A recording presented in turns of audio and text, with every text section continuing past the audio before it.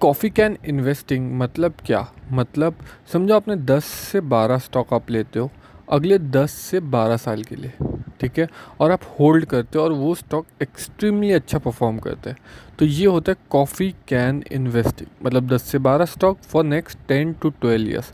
But ये 10 से 12 stocks आप चूज़ कैसे करते हो, ये सबसे इंपॉर्टेंट है। क्योंकि क्या हो जाता है कि जब भी हम स्टॉक्स चुनते हैं तब कुछ ऐसी चीज़ें होती हैं जो हम लोग देखते नहीं हैं, जिसके कारण हम गलत स्टॉक चुन लेते हैं, या अगर सही स्टॉक चुने भी तो भी हम गलत प्राइस पे चुन लेते हैं। तो आज हम इस वीडियो में देखने वाले कि कैसे हम सही स्टॉक सही टाइम पे और सही जगह पे चुने। और सबसे इम्पोर्टेंट क्या होता है कि इसे कॉफ़ी कैन इन्वेस्टिंग जो है, ठीक है, वो और म्यूचुअल फंड में बेटर क्या है। तो म्यूचुअल फंड का अगर आप रिटर्न देखने जाओगे, ठीक है, तो आपको 10 से 12 15% तक का मिल जाएगा, डिपेंड करता है कौन सा म्यूचुअल फंड आप देख रहे हो, ठीक है। बट अगर आपने सही स्टॉक्स चुने, ठीक है, मतलब इंडियन स्टॉक मार्केट में आपने सही स्टॉक्स हैं तो आपको उससे ज़्यादा परसेंट का भी रिटर्न मिल सकता है। बट ये डिपेंड क्या करेगा कि आप एनालिसिस कैसे करते हो, ठीक है। तो ये एनालिसिस जो होता है ना, ये सबसे इंपॉर्टेंट होता है, यही 10 से 12 स्टॉक चुनने में, जो कि आप बोल सकते हो कॉफ़ी कैन इन्वेस्टिंग के अंडर आते हैं, ठीक है। तो ये 10 से 12 स्टॉक कैसे चुने, ठीक है, वो हम अभी आगे इस वीडियो में देखने वाले हैं। समझो मेरे को यहाँ पे मैं कोई भी रैंडमली एक स्टॉक यहाँ पे पिक कर लेता हूँ, ठीक है, जिसका मेरे को एनालिसिस करना है, ठीक है। तो मैंने ये स्टॉक उठा लिया जिसका मेरे को एनालिसिस करना है, जो कि ये ज़ीरोधा की एप्लीकेशन है, ठीक है। तो आई होप ये एप्लीकेशन सबके पास होगी, अगर नहीं है तो फिर आप इंस्टॉल कर सकते हो, या अगर आपके पास ग्रो है, एंजल है, तो उस पर भी आप एनालिसिस कर सकते हो। मैं जिस पे सबसे ज़्यादा गौर फरमाता हूँ, ठीक है, तो वो होने वाला है आपका फंडामेंटल। टेक्निकल भी आप देख सकते हो, ठीक है, कोई प्रॉब्लम नहीं है, बट हम फंडामेंटली बहुत ज़्यादा सोचते हैं, ठीक है।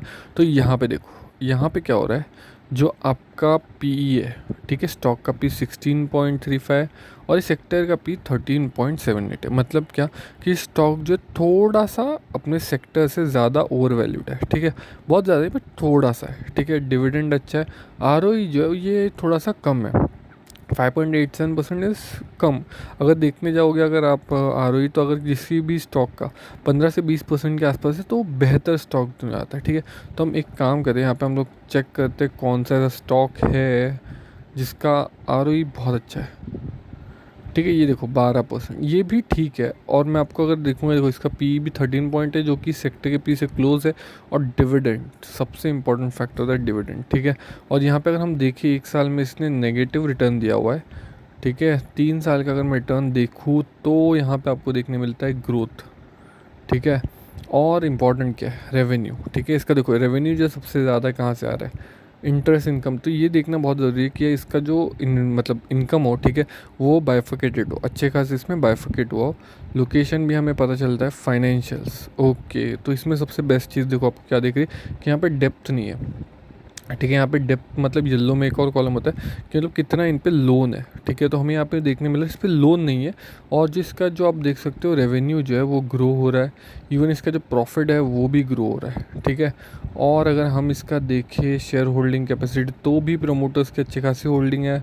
पीयर्स में देखें, ठीक है, तो यहाँ पे देखो आर ही सबसे बेहतर है एज़ कम्पेयर टू बाकी पीयर्स।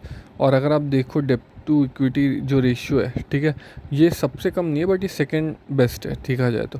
और जो मार्केट कैप है ये भी बाकी सब केस में बहुत ही ज़्यादा बेहतर है, ठीक है। तो हमें यहाँ पे देखने मिलता है, अगर हम यहाँ पे अभी के टाइम पे वैल्यूएशन देखें तो ये स्टॉक था क्लोज टू क्लोज 328 रुपये के आसपास था, और वहाँ से गिरते गिरते 180 रुपये के आसपास आया, ठीक है। जो कि अभी के टाइम पे देखा जाए तो अच्छा खासे इस पर यहाँ पे हम देख सकते हैं इसने जस्ट थोड़े टाइम पहले 2 रुपये के आसपास अपना डिविडेंड भी दिया हुआ है, जो कि और बेहतर है। तो मैंने आपको थोड़ा बेसिक वे बता दिया कोई भी स्टॉक में एनालिसिस करने का। तो इस तरीके से आपको क्या करना है, इस तरीके से आपको 10 से 12 स्टॉक चुनना है, ठीक है, जो कि टॉप स्टॉक होंगे, ठीक है, जो कि आने वाले टाइम में अच्छा खासा रिटर्न देने की कैपेसिटी रखते हैं आने वाले 10 से 12 साल में, ठीक है। जिससे क्या हो जाएगा कि जो ग्रोथ पोटेंशियल है, जो आपको म्यूचुअल फंड या फिर जो इंडेक्स है जो 10-12% का रिटर्न देते हैं, उससे भी बेहतर रिटर्न देंगे, ठीक है। और इससे कहीं ना कहीं अगर आपने अच्छा खासा अमाउंट इन 10 से 12 स्टॉक में इन्वेस्ट किया हो तो हो सकता है आप आने वाले टाइम में करोड़पति भी बनाओ, ठीक है। बट ये डिपेंड क्या करता है कि आप ये जो 10 से 12 स्टॉक जो चुनने वाले हो, ये कितने बेहतर स्टॉक चुनोगे। देखो यहाँ पर जैसे अभी ये तो बेस्ट था ही, ठीक है। अगर मैं यहाँ पर रैंडमली कोई भी और एक टाटा स्टील लिख लेते हैं, ठीक है, तो इसमें आपने 2 स्टॉक देख लें। देखो इसका क्या है, देखो आर नेगेटिव में है, सेक्टर पी ही 16 का है, इस स्टॉक का पी 61 पर। अगर आपको देखना है ना कोई भी स्टॉक अगर करेक्टली वैल्यूड है क्या, तो जो भी समझो अर्निंग पर शेयर है ना, अर्निंग पर शेयर जो भी किसी एक कंपनी का रहेगा उसको इनटू कर देना आपको सेक्टर के पी से, ठीक है। तो आपको बेसिकली उस स्टॉक का एक्चुअल वैल्यू जो होना चाहिए वो आपको मिल जाएगा, ठीक है।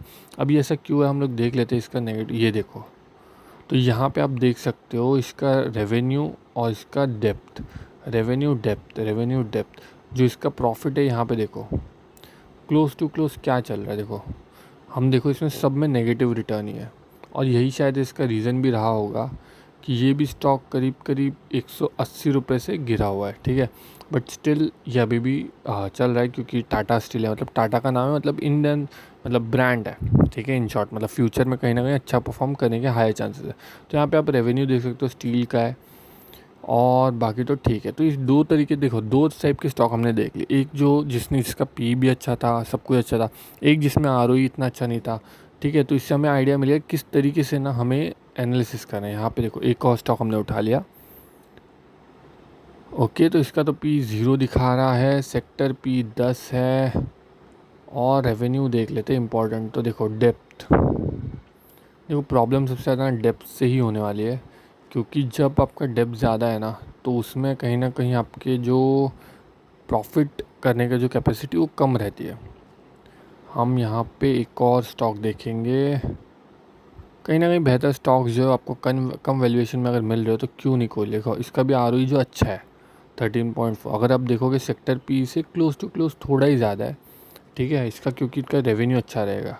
ये देखो कहीं ना कहीं देखो इसका भी प्रॉब्लम डेप्थ का ही है, करीब करीब 713 करोड़ का डेप्थ है इस पर, जबकि इन्होंने जो रेवेन्यू किया वो एवरी ईयर ग्रो कर रहा है। यहाँ पे अगर आप देखोगे 4, 5, 6,500 रेवेन्यू ग्रो हो रहा है, प्रॉफिट जो है वो बहुत मिनिमलिस्टिक इससे ग्रो हो रहा है, और जो डेप्थ है वो बढ़ रहा है, ठीक है। इसके पीयर्स में अगर हम देखेंगे तो AWL का ज़्यादा बेटर यहाँ पे ROC निकल के आ रहा है, उसका डेप्थ टू इक्विटी रेशियो भी बेटर है, ठीक है। तो इस तरीके से देखो किसी भी स्टॉक का आप एनालिसिस इस तरीके से कर सकते हो, और इस तरीके से कहीं ना कहीं आप टॉप आपके 10 जो स्टॉक्स है वो उठा सकते हो, जो कि आप यूज़ करोगे किसमें, आपका जो कॉफ़ी कैन इन्वेस्टिंग है। मतलब क्या, कोई भी स्टॉक उठाओ और होल्ड कर लो अच्छे खासे टाइम के लिए। कॉफ़ी कैन इन्वेस्टिंग है, इसे हम सेट एंड फॉरगॉट इन्वेस्टिंग भी कहा जाता है। मतलब क्या कि आपने एक सेट कर दिया कि हमने ये कुछ 10-12 स्टॉक में इन्वेस्टिंग करनी है अगले 10 साल तक, ठीक है। और उसको हम फॉरगॉट मतलब हम भूल जाते हैं, यही 10-12 स्टॉक में हम इन्वेस्ट करते रहेंगे और भूल जाएंगे। तो इसको कहते हैं सेट एंड फॉरगॉट इन्वेस्टिंग, क्योंकि कॉफ़ी कैन इन्वेस्टिंग में भी आप वही करते हो, मतलब कोई 10 से 12 स्टॉक्स उठा लेते हो, ठीक है। और वो स्टॉक्स में आप इन्वेस्ट करते आते हो अगले 10 से 12 साल के लिए, और इन्वेस्टमेंट करते करते करते करते आपकी इन्वेस्टमेंट बढ़ती जाती है। और कहीं ना कहीं अगर वो फंडामेंटली स्ट्रॉन्ग स्टॉक है तो कहीं ना कहीं आप आने वाले टाइम में करोड़पति भी बन सकते हो, ठीक है।